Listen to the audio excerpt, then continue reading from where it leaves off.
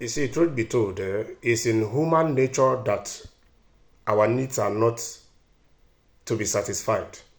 In the sense that the more you get, the more you want to get.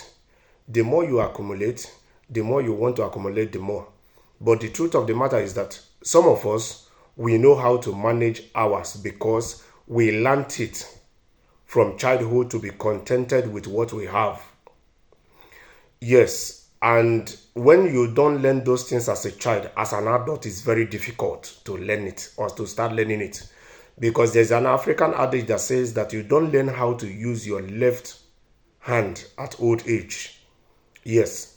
So some of our parents in Africa taught us as children to learn to be contented with what we have. And even as adults we are now, yes, we already have that foundation that even with this 21st century, some of us still know how to be contented with what we have, because when you are not contented with what you have, that is when you become desperate. That is when greed comes in. And being desperate and not being contented, this is what gives birth to greed. And this is exactly what is driving this world we are to, or what has brought this world to the position where it is at the moment.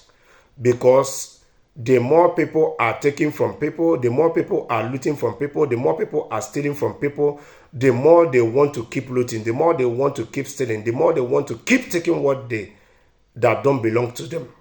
And that is why it looks as if this 21st century is at a crossroad. It is because of insatiable needs of the Westerners. That is why Africa is still at the situation where Africa is. That is why some of them still hold on to the 1884 Berlin Treaty that African natural resources belongs to them for their greener technologies.